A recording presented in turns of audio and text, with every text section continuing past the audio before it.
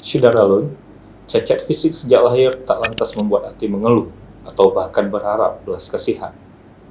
Sebaliknya, pria berusia 42 tahun ini sangat cekatan dengan aktivitasnya sebagai seorang nelayan.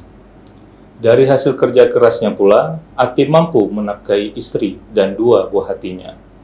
Selengkapnya, berikut laporan Sari Mulyasno dari Sinabang.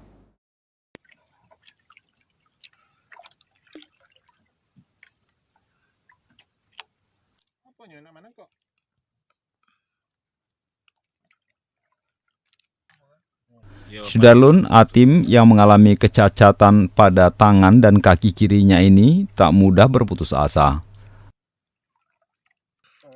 Meski aktivitas melaut tak setiap hari mampu membuat dapurnya berasap, ia tetap yakin dengan rezeki dari sebuah usaha. Sejauh ini hanya cuaca buruk yang membuat penderita cacat fisik sejak lahir ini tidak mengarungi lautan.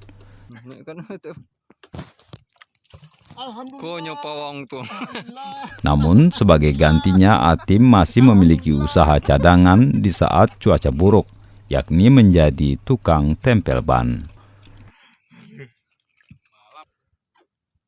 Dari Sinabang, Sari Mulyasno, Serambion TV.